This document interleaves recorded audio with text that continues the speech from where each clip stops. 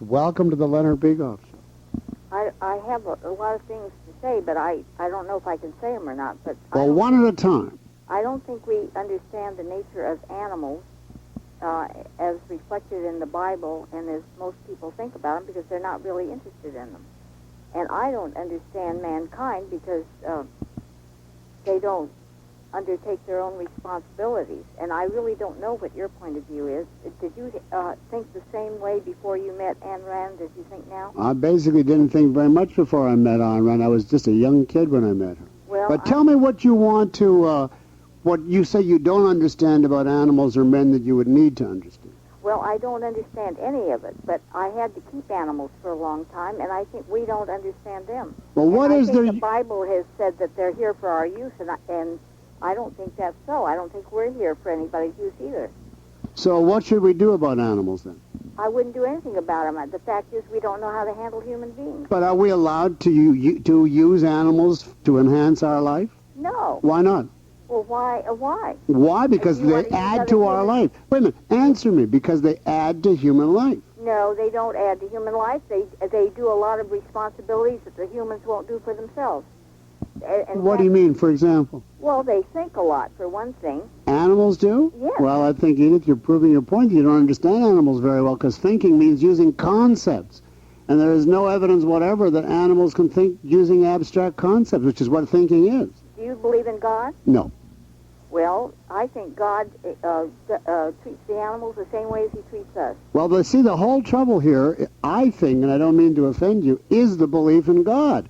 Because that means that you are evaluating things not as a living being here requiring things for yourself, but as an omnipotent face up in the sky looking down. Well, and to you, wait a minute, anyway? Excuse me, just one thing. If you look at the world from the point of view of up in the sky looking down on a chicken, a salmon, a bear, a man, it's all just another thing. But we're not up in the sky. We're down here on Earth struggling for our survival. Yep. Why are we not entitled to say that to we who struggle, it's more important that we succeed than the salmon? Well, I don't think anybody succeeds, to tell you the truth. Well, you're alive. People. What? We're ignorant people, and we generalize about things that we have no experience in. Well, you just generalized about us. Do you know all people, and whether they struggle and whether they succeed? I think we're all failing. Well, that's a generalization you just said we couldn't make. I know. Well, you asked the question, so I answered it. Well, Edith, I can't beat that one. Thanks very much for your call. I appreciate it. I got other people here on the line waiting. Pear, are you there? Yeah, that's a rhyme. Can you hear me? Yeah, I can hear you. I think there's an important sense in which this is a conflict between human beings, and what I mean by that is,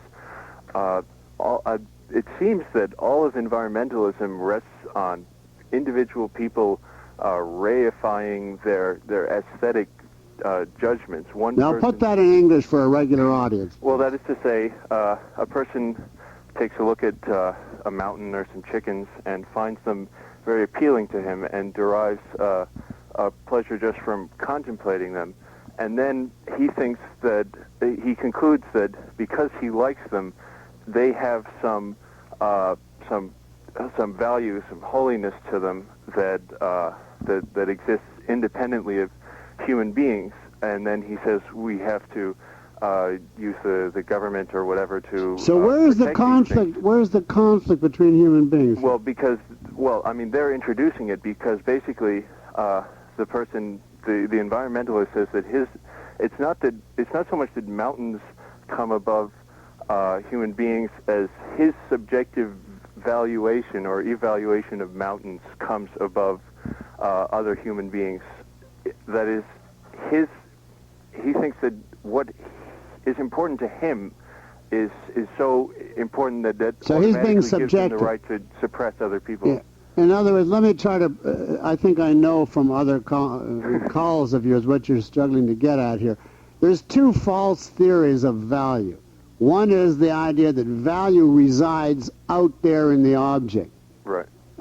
That's what I was rejecting at the outset today when I said there's no packet of value. The other is that value is completely arbitrary and subjective. Anything is a value that you feel is a value. Right. So if you feel that a mountain is more important than a man, I mean, everything is subjective. Right, And the these whole people move towards a kind of combination of that because they select things totally arbitrarily and then assert that they have intrinsic value. Yes, I think you're right, but I think it's important that the listeners realize that there is a third alternative. It's the old thing about is beauty in the object, or is it in the eye of the beholder? And objectivism says precisely it is neither. It is not out there in the thing apart from us, and it is not just subjectively in us. Right. Can I say one other thing? Can I just say the word, please? Go ahead. I've got to say the crucial word here. If we're talking about anything to do with value, then according to the philosophy I subscribe to, it is objective. In other words, it is not a thing out there, nor an arbitrary conclusion in the mind. It is a conclusion in the mind based on objective facts of reality. In relation to to a living thing. Right. Exactly. The thing about rights, maybe you could clarify why it is exactly that animals don't have rights. I understand that it's that since animals can't reason, they have no need of a structure of agreements or rights to protect their ability to make choices. I answer that very simply. Rights is a concept applicable to the social relations of rational creatures. Are they kind of That's it. It wouldn't even come up. If you lived on a desert island, the question wouldn't come up. No. If you lived on a desert island and there were all kinds of worms and salmon and bears, there'd be no question of do you have a right or do you not have a right. Be no way You for could to come stand to up an there and read the Declaration of Human Rights that you died, and the bears aren't going to listen, the wind isn't going to listen. The only time rights come up is when people get together.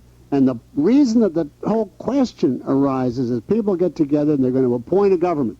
And the question becomes, are there going to be any limits on this government or not? And it's at that point that people say, look, we have certain prerogatives as against the government, as against any other human being. Would you say they're quote, meta-normative? They're I wouldn't use a word like that, even in writing, let alone on the air. Well, sorry. Like, they're about conditions required for morality and not about morality. Well, you're getting a little too esoteric on me, Pebble. Right. I think we got your thought. Thanks very much. Jerry, I bet I know what you're going to say. Welcome to the Leonard Peikoff Show. Good afternoon, Leonard. All right. Leonard, you're a different Jerry than I thought. Yeah, go ahead. Leonard, the comment that you mentioned earlier, somebody said that a free-flowing river is worth a billion bodies. That's what I read, yes. Leonard, what these people are really saying is it's worth a billion other people's bodies. It's not worth their body. It's not worth their family's bodies. It's your body and my body. You know, it's scary to me. What if they really meant it and they were willing to put their wives and kids on the chopping block in order to save the river? What would you think of a person like that? Well, Leonard, look at last month. They went out and they passed or they defeated 197, and what they said with their actions there was, we don't care how many people have been killed in the past by mountain lions, and we don't care how many people will be killed in the future. We want them left alone, and if that means more people sacrificed in the future, then so be it. You know, I really don't believe that there are animal lovers. I believe there are human being haters, and that this is one of the means to it. You know who was an arch example of that? It was really shivery to think of this person, Albert Schweitzer. I don't know if you still remember him, but he used to be the symbol before Mother Teresa, you know, of all of this self-sacrifice. And he was famous for having made the statement, this is, 40 years ago, that when he performed surgery in his hospital, it was always a moral quandary because he could save the patient only by killing the germs. And what should he do, you know, since he had a reverence for, quote, all life? And I always thought that guy was a monster, but never did I dream that he was going to, you know, his equivalent would take over the media and the universities and the churches, and that would become the bromide of our times. Well, you know, and rivers are even worse than germs. True, Leonard, but think about this, what I just said with their actions, not what they'll tell you.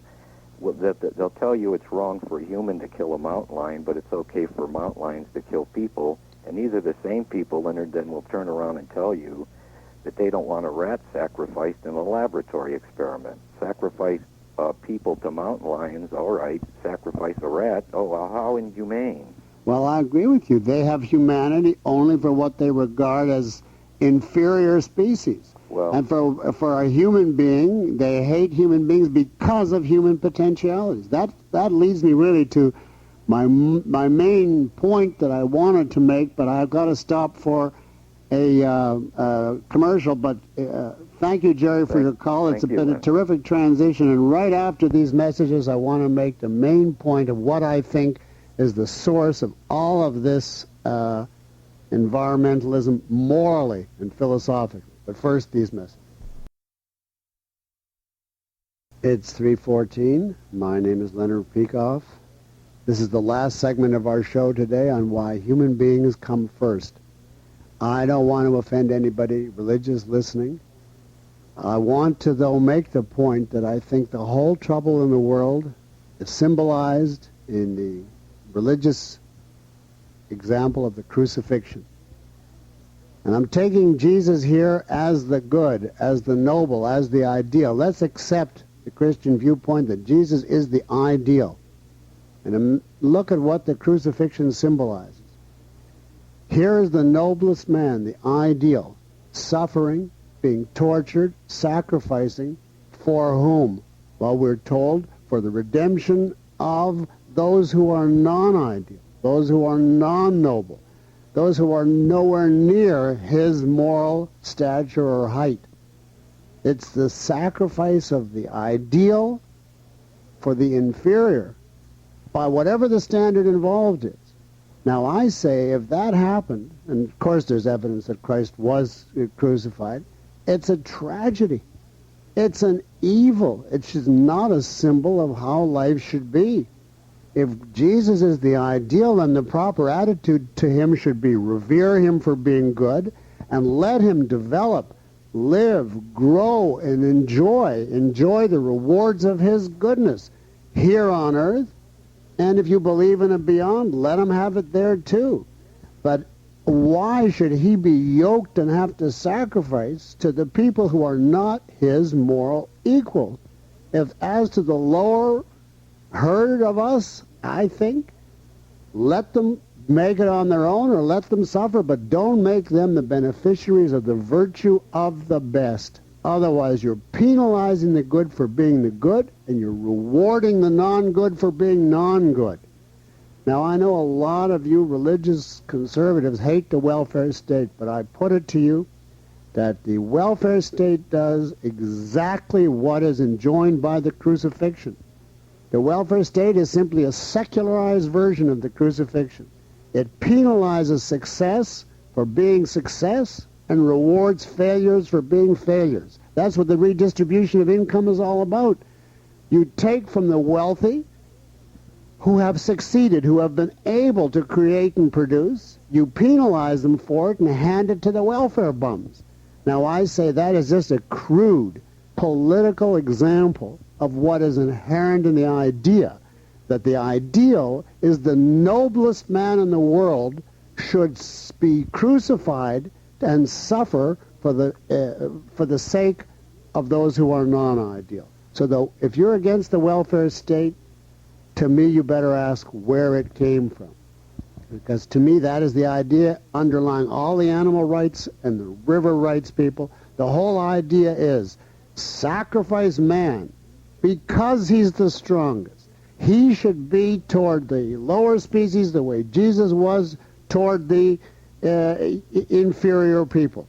The nobler should sacrifice for the lesser. That, to me, is the idea that is destroying the West, and it is incompatible with life, and it's reached its climax in our time when we see these people having the effrontery to come out and say that 3 billion chickens are just as important as 6 million human beings, and the equivalent.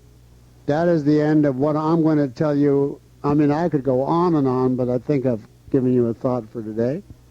Jan, are you still there? Would you like to make a comment? Yes, glad to get in on this. You know, I think with these people, the bottom line that we should not lose sight of is that these causes are organized and put forth by people who intend to profit from them. They form these organizations, which are power bases, and can generate huge cash flows. And they enlist, over a period of time, some people that are maybe a little imbalanced, possibly, if not emotionally or mentally, you know, at least in their views.